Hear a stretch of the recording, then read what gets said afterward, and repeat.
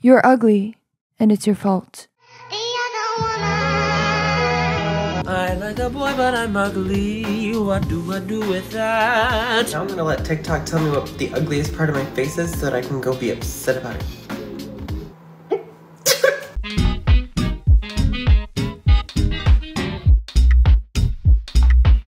If you ever feel ugly, like the rest of the humans who are self-aware and not sociopaths, I hate to break it to you, but it is your fault. Everyone's going to be like, gosh, Zoe, WTF, you're so mean. Well, hear me out. Ugliness or beauty is all dependent on your perception. Ever wondered how such a low perception of yourself was even formed in the first place? I think it's easy, if not normal, to have highs and lows in our self-esteem. On some days, I feel like a 12 out of 10, a goddess.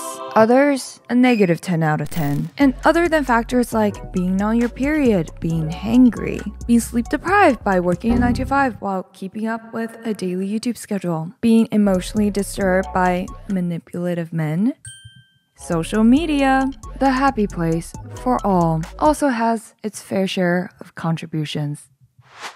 This is actually not just for girls, but for both genders. Let me read a snippet of a Reddit thread I stumbled upon, which is actually from a guy, and when I read it, it was really heartbreaking. Quote, every time I go on TikTok, I'm reminded that I am less than attractive. Let's be honest, I'm downright ugly in comparison to the other guys on here. Even the amount of likes and comments kind of confirms it. Quote, my algorithm is filled with the videos that make me feel like garbage. So let's chat about why you feel ugly through the lens of some seemingly innocent trends, the taboo beauty algorithm, and if confidence is delusional. What would you rate yourself on a scale of 1 to 10?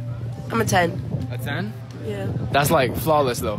Yeah, I am flawless. Innocent trends. TikTok, the holy birthplace for endless trends, some less kosher than others, gives an accurate pulse on what conventional beauty looks like, aka what the trend for the next hot 5 seconds will be. Because those get trashed faster than you responded to your toxic ex's text. In other words, the cycle of beauty is on steroids. When BBL surgery wounds are still healing up, you find out that half of the internet is getting theirs removed. When you're learning how to go for that siren eye makeup, clean girl aesthetic is making you feel like an overkill. Be quick or be lame. Although some of the past TikTok beauty trends have been notoriously called out for being toxic or unhealthy, like the inverted filter, body dysmorphia fixing filter, and many more, what I find more dangerous is the seemingly more innocent ones that seem so right and fitted into the cultural taste that it feels illegal to object to them, one of which is the good old that girl trend. That girl, being a positive, driven, aesthetic role model, embodies the ideal version of a mess-free life we all want to live. Yet beneath all the positive messaging which could be encouraging, it is not only unrealistic. Thank you. Nobody said this job was easy. To make every small moment, especially hard moments of life, to look gorgeous and flawless in relation to social comparison theory, which stated that it is part of our intrinsic need to compare ourselves to others as members of a social group. When we compare our chaotic, not so aesthetically pleasing lives to the abundant that girls, no wonder it's easy to feel inadequate. That negative self-perception manifests in thoughts like, I'm not motivated enough, I'm not fit enough, I'm not pretty enough, I'm not that girl. And another variation of a seemingly innocent trend is the clean girl aesthetic. Glazed donut effect, as the kids say. Just lots of hydration, hydration, hydration, hydration. Popularized by TikTok, this is a beauty, fashion, and lifestyle trend based around a look that is intended to appear elegantly casual, but also minimalist and effortless. This is my first time seeing Hailey Bieber's skin, and that is the skinniest skin I have ever seen in my entire life. Always make sure you look like a glazed donut before you go to bed. Emphasis on casual and effortless. A natural beauty that should never seem forced. An opposite would be heavy liners, falsies, pigmented lips, bombshell blowouts. Shop turns into a clean girl.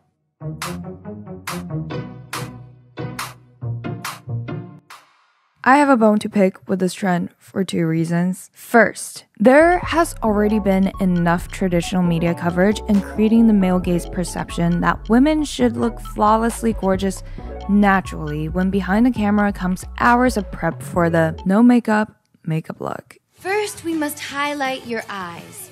The eyes are the nipples of the face. Natural beauty definitely exists, but has been overly enhanced through makeup and filter in all types of media, giving a new unrealistic expectation of what natural beauty means. And second, it gives off a little bit of pick-me vibes to make all the girls who would spend hours to get ready in order to make themselves feel and look beautiful and confident, perhaps with heavier makeup, perhaps not looking so effortless, seem somehow inferior, almost hinting that I can look better than you without effort. It inevitably makes those who don't look like the quote-unquote clean girls feel ugly, because not only do they not naturally look like the subtly glammed up clean girls, they're also trying too hard. I look like Grandma's couch. Or a beautiful mermaid princess. Did you have to bring Mom along? Fixing you was a 2-person job. I might be overinterpreting 2 very innocent trends, but did you also happen to notice the pattern that the girls for not just these 2 trends, but basically any type of aesthetic or beauty trend on TikTok look kind of the same? And that's why we need to talk about the beauty algorithm. TikTok does have an algorithm to evaluate how pretty you are. If you spend enough time on the Chinese deep web, you can find ByteDance documentation like this. Google Translate tells us that they are looking at the beauty of the hottest, ugliest, and average person in your video. The algorithm is proprietary, but a reasonable guess is that it's based on this paper by Liang et al. The algorithm looks at 86 key points on your face to determine your beauty. The algorithm says I'm a 3. The algorithm says I'm a 3. The mysterious TikTok algorithm does have its patterns, and one of which is the prettier you are, the more likely your videos could blow up. And before you're like, Zoe, isn't that just like the reality of all social media given the omnipresence of pretty privilege? Yes, smarty pants, but also triple yes on the talk. First of all, it has been leaked before that TikTok moderators were told to suppress videos from users who are quote-unquote undesirable. This is part of the company's effort to curate an aspirational air in the videos it promotes, meaning these undesirable users will never make it to your For You page. And what defines as undesirable on TikTok? Well, here we go. What TikTok considers undesirable fall into 3 categories. First, abnormal body shape. You can't be too chubby, have a belly, or be too thin. Second, you cannot have ugly facial features. And by that, you cannot have obvious facial scars or have too many wrinkles. Disformatted face, not sure what that means. What is the right format of a face? This sounds like multiple choice on the SAT. The overall reason for these 2 rules is that quote-unquote, the video will be much less attractive, not worthy to be recommended to new users. Don't recommend anyone unless if they look like a 16-year-old with a perfectly symmetrical face and an hourglass-shaped body. Okay, now that we have 2 rules related to appearances, the 3rd rule is also quite interesting. The shooting environment cannot be shabby, can't be slums, rural fields, subpar housing. Basically, the opposite of that girl's background. To sum it up, to not get on the algorithm's bad side for the least, you cannot be ugly, too fat, or too skinny, and cannot be poor. TikTok tries to filter out videos from ugly, poor, or disabled users because that would not be aspirational. And this is just to not get on the algorithm's bad side, for there's also a secret heating button that can make anyone go viral. According to 6 current and former employees of TikTok and its parent company ByteDance, and internal documents and communications reviewed by Forbes, staff at TikTok and ByteDance can secretly handpick specific videos and supercharge their distribution using a practice known internally as heating. But obviously, TikTok staff does not have all day to go through millions of users, so that's why we have the beauty algorithm handy to find the better aspirational videos. If you're looking for how to make the algorithm think you look more attractive, check out Ray's video. She edited a bunch of pictures of herself and uploaded them until she found one that got a perfect beauty score. Turns out the secret is to give yourself a really small chin. Namely, with the help of facial recognition technology. The original discovery of the beauty algorithm was made by TikToker Bethamite. His claims are supported by a study by Liang Yitel that introduced the public to facial beauty prediction. With facial recognition technology, a form of biometric technology that analyzes a person's facial landmark map, such as the placement of their noses, eyes, and mouth, and compares it with a variety of other landmark maps in order to identify someone. TikTok rates videos for potential success based on the attractiveness of those in it, an algorithm similar to one such as this SCUD FBP 5500. That dataset has a total of 5500 frontal faces consisting of male and female properties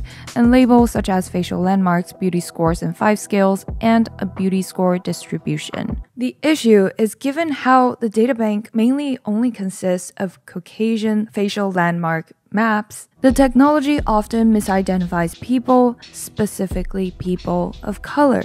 In other words, the beauty algorithm is not built for people of color. Apparently, this filter gives you the perfect ratio for your face. Ooh, I want to try these too. National Institute of Standards and Technology conducted a study in 2019 discovering that facial recognition technology is 10 to 100 times more likely to misidentify Asian and Black than Caucasian individuals. This helps explain why TikTokers like Charli D'Amelio suddenly blew up in the media and became an instant hit with a dance that was invented by a person of color. A quote from Washington Post: "Middle-aged white men generally benefited from the highest accuracy rates for facial recognition technology." That's what we all love to hear. Yes! No! The impact? Well, going back to the Reddit thread from someone who identified as a male, quote, "There can be a really attractive guy doing absolutely nothing, and he'll get 76k likes. But if I post a video of myself dancing, bracket, and actual talent, it'll only get 150 likes. Quote, I realize I'm not attractive enough for that type of thing to happen.